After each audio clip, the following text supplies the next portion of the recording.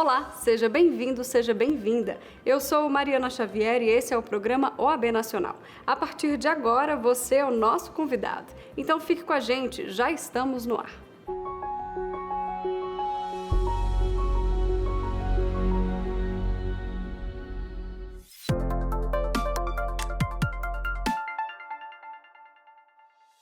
Eu começo o programa de hoje com o lançamento do Observatório Nacional de Defesa dos Honorários, realizado em solenidade na seccional da OAB de Santa Catarina, em Florianópolis. O evento contou com a participação do presidente da OAB Nacional, Beto Simonetti. Em março deste ano, o Superior Tribunal de Justiça vetou a fixação de honorários por equidade e manteve a obrigatoriedade de pagamento com base no Código de Processo Civil. Porém, diversos tribunais continuam sem cumprir essas decisões do STJ, insistindo em aviltar os honorários de advogadas e advogados, desrespeitando nossas prerrogativas. Sempre em defesa da advocacia e com o objetivo de combater esses desrespeitos às decisões já estabelecidas, a OAB Nacional criou o Observatório Nacional de Honorários. A partir de um formulário preenchido eletronicamente, advogadas e advogados podem solicitar que a OAB atue como amicus curiae em seus recursos, garantindo o respeito aos honorários advocatícios. Teve seus honorários aviltados? Acesse observatoriodehonorários.oab.org.br e entre em contato com a gente. Ainda em Santa Catarina, Beto Simonetti homenageou ministros do Supremo Tribunal Federal, do Superior Tribunal de Justiça e o presidente da Comissão Nacional de Estudos Constitucionais da OAB Nacional com a medalha Liberdade e Advocacia, pelo trabalho em prol da luta pela liberdade e pela defesa dos direitos da advocacia. É com uma grande satisfação que participo da abertura desta cerimônia de homenagem a nomes relevantes do direito. Mais do que provado isso. Liberdade e Advocacia é o nome da nossa medalha e não é por acaso. Os condecorados são baluartes da luta pela liberdade e pelo respeito às prerrogativas da advocacia e aos valores do Estado Democrático de Direito. É uma missão nossa, da Ordem dos Advogados do Brasil, eternizar e laurear no tempo presente o legado dos grandes nomes da história. Por isso estamos aqui hoje, para distinguir com a medalha Liberdade e Advocacia o ministro do Supremo Tribunal Federal, Cássio Nunes Marques, os ministros do Superior Tribunal de Justiça, Humberto Martins e Jorge Mussi, e o membro honorário vitalício do Conselho Federal da Ordem dos Advogados do Brasil, o nosso líder, mestre e advogado Marcos Vinícius Furtado Coelho. Com muito orgulho recebi a comunicação de que seria agraciado com a condecoração Liberdade e Advocacia, como forma de valorizar os profissionais oriundos da OAB, a nossa OAB, que hoje se destacam, em especial, por esta condecoração representar a réplica da obra em mosaico que ornamenta a frente da sede da OAB Santa Catarina, cujo autor foi o Rodrigo de Haro, poeta, intelectual, pensador, mosaicista e artista multifacetado, que teve uma trajetória de vida absolutamente mágica. Agradeço a presidente Cláudia da Silva Prudêncio por este honroso convite, especialmente porque estaria aqui para homenagear também a grandes amigos, em especial a Jorge Mussi, a Cássio Nunes e ao nosso querido sempre presidente Marcos Vinícius. Fui tomado de surpresa, mas com muito orgulho. Santa Catarina, meu bem-querer. Por isso que foi com honra que recebi com alegria este convite. Também, por outro lado, posso afirmar que exercer a ordem é uma grande homenagem. Fui presidente da OAB de Alagoas no anos de 1998 a 2001 e reeleito para o mandato subsequente, o qual não concluí por ter sido nomeado com orgulho pelo 5º Constitucional para o cargo de desembargador do Estado de Alagoas, para minha honra, na vaga destinada à maior classe das instituições, que é a classe briosa da advocacia. Podemos ver grandes vitórias que nessa gestão já foram alcançadas. Nós temos pouco mais de 5, 6 meses de gestão e já podemos dizer dos honorários afirmados pela Corte Especial do Superior Tribunal de Justiça, cumprindo o Código de Processo Civil. Podemos falar da nova lei que modificou o Estatuto da Advocacia para ampliar as prerrogativas da classe, especialmente a inviolabilidade dos escritórios de advocacia.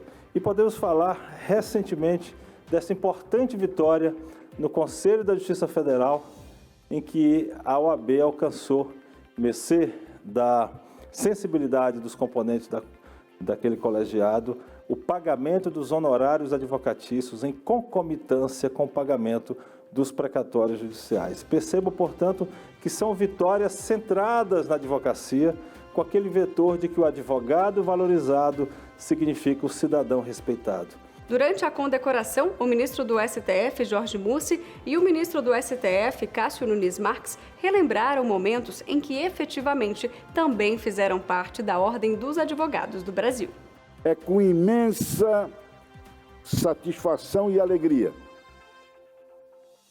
que recebo esta condecoração dedicada à liberdade e advocacia, que antes de tudo me permite regressar, se não ao quadro da seccional catarinense da Ordem dos Advogados do Brasil, ao menos ao convívio com a advocacia catarinense, da qual nunca me desvinculei. A Ordem dos Advogados do Brasil é feita por pessoas que doam parte do seu tempo e parte do seu trabalho para edificar essa instituição. O exercício da advocacia deve ser livre e não pode ser discriminada, embargada e jamais criminalizada.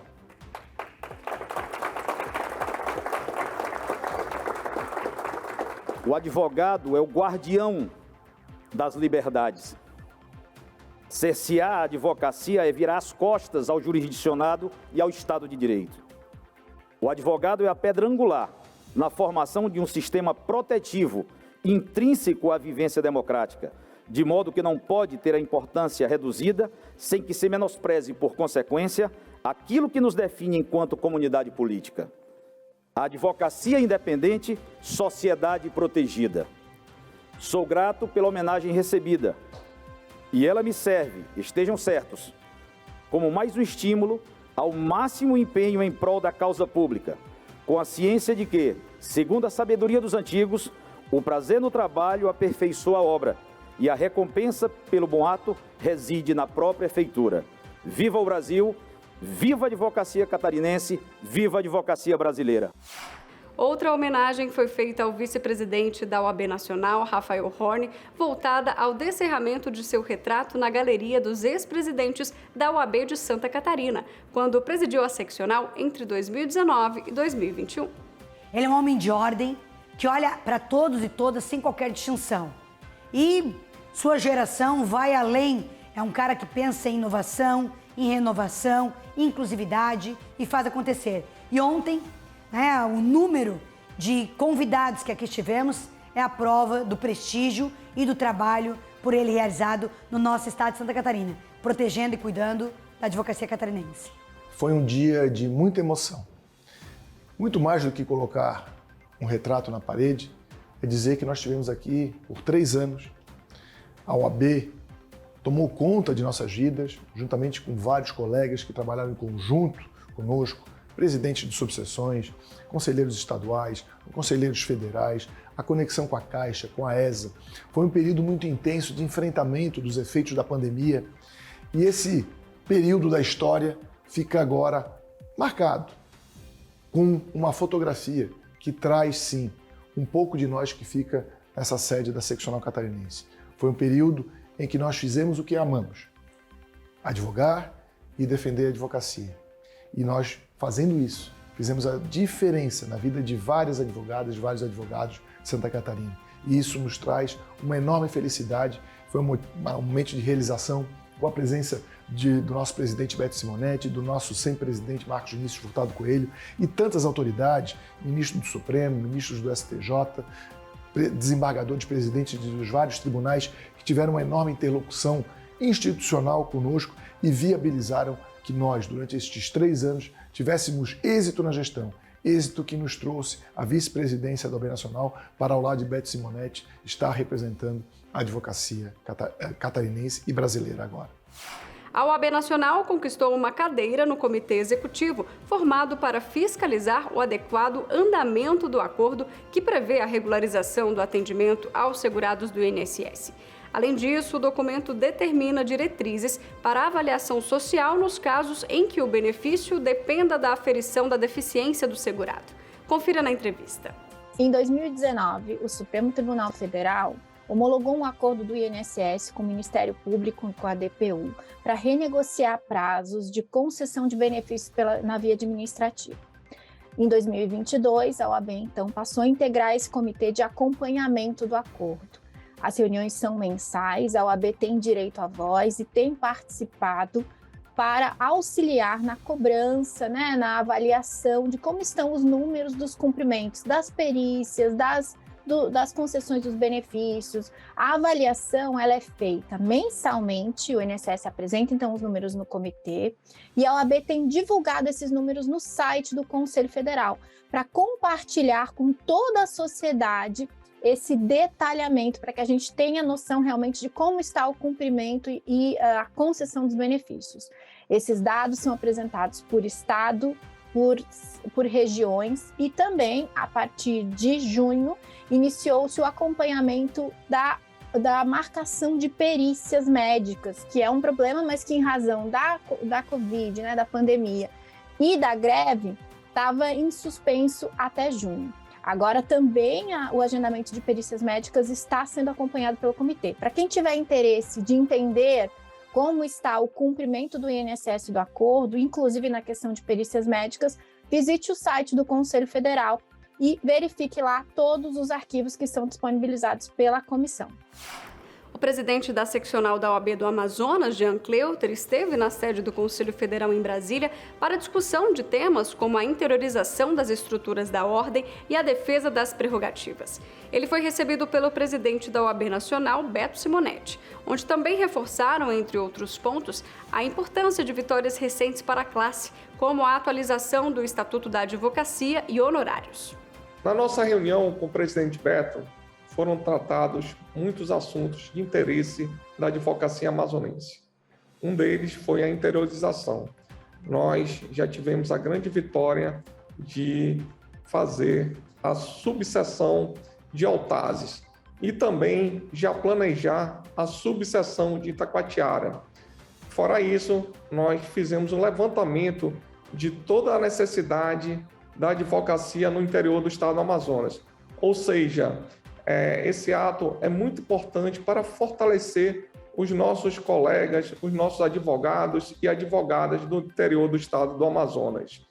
Mas a advocacia não fica restrita só à melhoria de equipamentos, melhoria de estrutura, melhoria de peticionamento, mas também às prerrogativas. As prerrogativas, elas são uma luta constante. E nós entendemos que a prerrogativa ela vai muito além do exercício da advocacia. Ela vai de encontro com a Constituição Federal, ou seja, do devido processo legal, do direito ao contraditório e da ampla defesa. Quando um advogado tem sua prerrogativa violada, toda uma sociedade tem sua prerrogativa violada. Por isso, esse tema é muito importante para a nossa gestão. Nós temos também grandes vitórias no STJ, inclusive com sustentação oral do presidente Beto, que é um mínimo de honorário de sucumbência nos processos onde a parte foi vencida. E isso é muito importante para a advocacia, porque todos nós, advogados, vivemos exclusivamente dos nossos honorários. Ou seja, a partir do precedente do STJ, que está acumulado, os advogados vão ter um mínimo de honorários estabelecidos nas condenações. E essa questão também é muito importante para a advocacia. Nós também trabalhamos a questão da autonomia da Ordem dos Advogados do Brasil em julgar os próprios colegas com referência às suas atuações, com referência ao Código de Ética e Disciplina.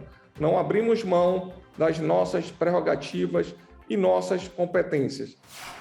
Agora nós vamos para um breve intervalo. Voltamos na sequência com mais OAB Nacional.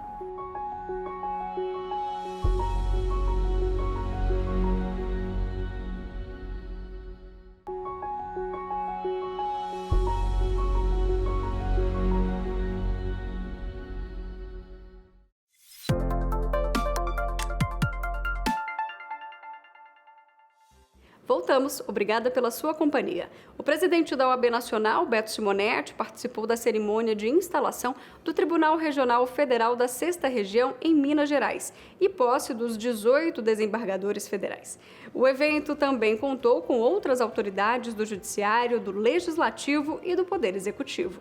A instalação do novo Tribunal Regional vem de encontro a uma nova era das prerrogativas da advocacia. Tenho certeza de que as garantias da profissão encontrarão terreno profícuo aqui. Recentemente, conquistamos medidas fundamentais para a cidadania brasileira com o apoio de todo o sistema OAB e de todos os poderes da República. Por isso, temos disposição de trabalhar em conjunto para consagrar o sistema de direitos e garantias, a separação dos poderes e o modelo federativo.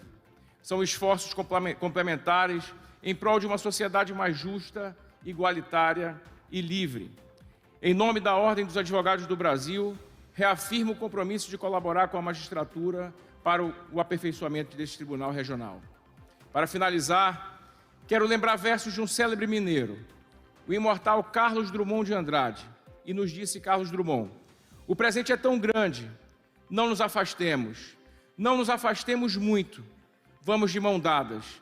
Por isso, repito o apelo de Drummond: vamos de mão dadas, contem com a OAB. O Poder Judiciário tem que ser um instrumento de distribuição de justiça e de promoção da justiça em bem de todos.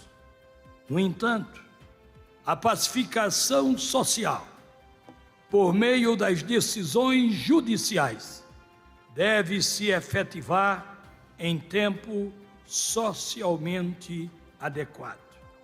Permanece viva e sempre atual a advertência do patrono da Ordem dos Advogados do Brasil, Rui Barbosa: a justiça atrasada não é justiça, senão injustiça qualificada e manifesta. O Tribunal Regional Federal veio para dar celeridade e resposta ao jurisdicionado e ao povo brasileiro. O Tribunal Regional Federal da 6ª Região é fruto da necessidade de melhor organização da Justiça Federal, para a garantia de uma justiça rápida e eficiente, de modo a concretizar os direitos fundamentais e a reduzir as desigualdades. O Estado de Minas Gerais representa quase 30% do estoque de processos existentes no Tribunal Regional Federal da 1ª Região. As dimensões continentais e a forte demanda sobre o TRF-1, anteriormente composto pelo Distrito Federal e mais 12 estados do Norte e do Centro-Oeste, além de Minas Gerais, impuseram a revisão de um sistema que foi concebido lá atrás. E a criação desse TRF6 é uma demanda muito antiga e conta com um sem número de justificativas muito pertinentes que no processo legislativo, sob críticas da opinião pública e da imprensa, nós precisamos externar, senador, ministro Antônio Anastasia. A descentralização da segunda instância foi um avanço. A descentralização e a interiorização da primeira instância também foi um avanço. Mas tínhamos uma realidade em que Minas Gerais sobrecarregava de maneira muito evidente o Tribunal Regional Federal da Primeira Região.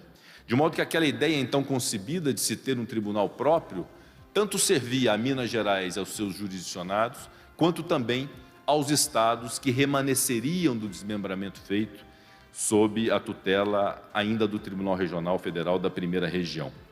Alguns dados fundamentais atestam essa necessidade da reforma que ora se empreende. Segundo dados do relatório Justiça em Números 2018, publicado pelo Conselho Nacional de Justiça, a área do Tribunal Regional Federal da Primeira Região, na antiga configuração, corresponde a 80% do território nacional, abrange 46% dos municípios do Brasil e atende a 37% da população. O Estado de Minas Gerais era um dos responsáveis pela grande demanda processual, como disse. Bastava conferir que a Primeira Região apresentava em 2018 2.818.000 casos pendentes. Destes, o número pertencente à seção judiciária de Minas Gerais era de cerca de 850.000, o que correspondia a mais de 30% da demanda judiciária. Um quantitativo similar ao de casos pendentes de todo o TRF da segunda região. Enfim, como se vê, os números, a realidade apresentavam a necessidade da criação do Tribunal Regional Federal de Minas, depois de uma longa jornada de discussão e de sonhos para os mineiros. No site da OAB você encontra outras notícias da advocacia, decisões judiciais, transparência e credibilidade. Tudo isso a qualquer hora e em qualquer lugar. Veja só. Foi lançado em Maceió, em Alagoas, a campanha de combate à violência contra a mulher. Em entrevista ao site, Beto Simonetti, presidente da Ordem dos Advogados do Brasil, afirmou, abre aspas, a campanha tem como objetivo contribuir para uma sociedade mais igualitária, com ações preventivas para educar e empoderar as nossas advogadas. Lançamos a campanha para orientá-las e identificar o assédio e a também denunciar. Fecha aspas. A presidente da Comissão Nacional da Mulher Advogada, Cristiane Damasceno, também concedeu entrevista ao site da Ordem. Segundo ela, abre aspas, em setembro lançaremos um curso de peticionamento para as advogadas. Cada mês vamos abordar uma temática diferente de violência. Nesse próximo mês é a obstétrica. Outro destaque do site trata do Encontro Nacional de Prerrogativas. O evento também aconteceu em Maceió. Em discurso, Beto Simonetti destacou a importância do evento para a advocacia nacional. Segundo ele, abre aspas, quando fui eleito presidente da Ordem, me pediram que eu reconectasse a advocacia, que eu fizesse com que a advocacia se sentisse novamente representada pela Ordem dos Advogados do Brasil, que fosse uma gestão da advocacia para a advocacia. Ampliar essas conquistas é a nossa meta principal, tornar a OAB cada vez mais plural, mais interiorizada, mais unida e mais fortalecida. Fecha aspas.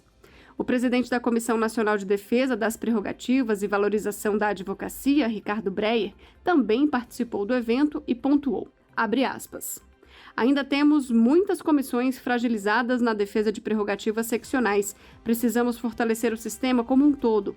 Lá teremos o regramento do Cadastro Nacional de Violadores de Prerrogativas. Teremos um roteiro uniforme de orientação para desagravos públicos. Fecha aspas. Esses e outros assuntos você confere no site da Ordem, em oab.org.br. Não deixe de conferir. A Escola Superior de Advocacia Nacional realizou a live intitulada Filtro de Relevância no Recurso Especial. O debate surge a partir da Emenda Constitucional 125, de 14 de julho, que altera o artigo 105 da Constituição Federal para instituir no recurso especial o requisito da relevância das questões de direito federal infraconstitucional.